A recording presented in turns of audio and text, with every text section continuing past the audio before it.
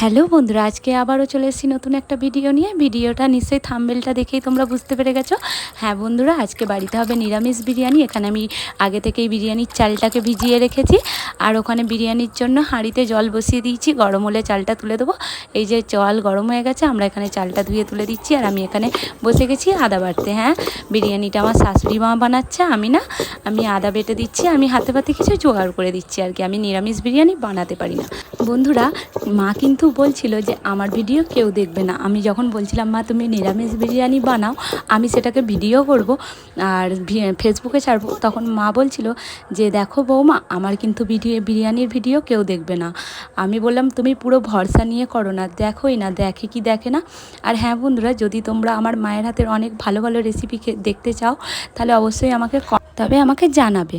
আর এখানে আমি আজকে মগজদানাটা বেটে নেবো একটু জল দিয়ে ভালো করে। দেখতেই পাচ্ছ এগুলো মগজদানা, যেহেতু নিরামিষ বিরিয়ানি, আর মগজদানাটা একটুখানি জল দিয়ে আমি বেটে নেবো।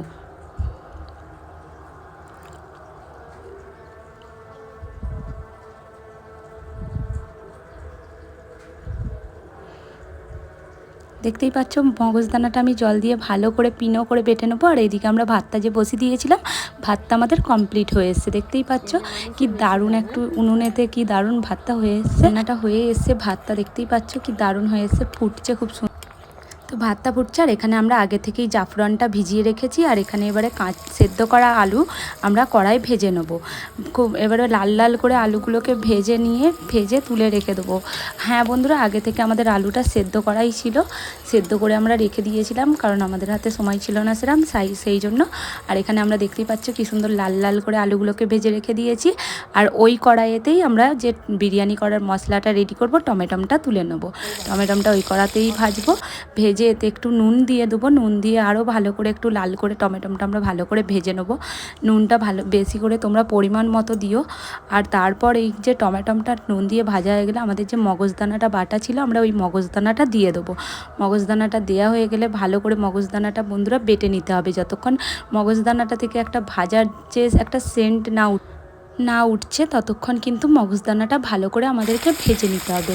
বন্ধুরা একটু জল দিয়ে ভাজবে। তারপর 2 চামচ ছোট্ট চামচের ধনে গুঁড়ো দিয়ে দেবো। দেখতেই পাচ্ছ ছোট্ট একটা চামচের 2 চামচ ধনে গুঁড়ো দিয়ে দেবো। তোমরাও তোমাদের পরিমাণ মতো কিন্তু দিয়ে দেবে। তারপর লঙ্কা গুঁড়ো দিয়ে দেবো 2 চামচ লঙ্কা গুঁড়ো দেওয়ার পর আমরা বন্ধুরা ভালো করে সেই মশলাটাকে আবারও কষতে থাকবো।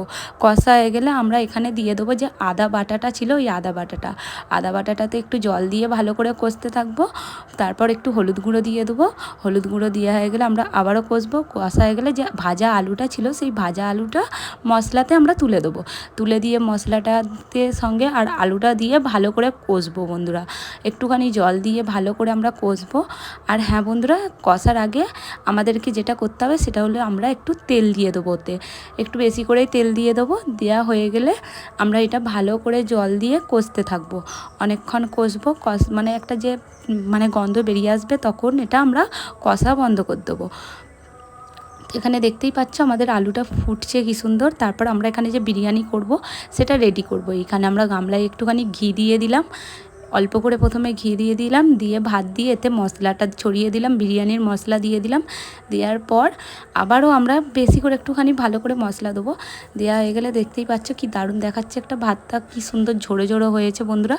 আমাদের যে এখানে মশলা আলুর কষাটা ছিল সেটা আমাদের রেডি হয়ে গেছে। এবারে আলুটা আমরা নামিয়ে নেব। নামানোর পর আমরা যে বিরিয়ানির এটা আছে সেটা কিন্তু আমরা উনুনে বসিয়ে দেবো। দেখতেই পাচ্ছ কি দারুণ একটা কালার এসছে আলুর। আর এই যে বিরিয়ানির মশলাটা আলুতে ছড়িয়ে দেবো। আমরা একটুখানি বিরিয়ানির মশলাটা কষা আলুতে ছড়িয়ে দেবো। যে বিরিয়ানিটা ছিল তাতে আমরা ঘি দিয়ে দেবো।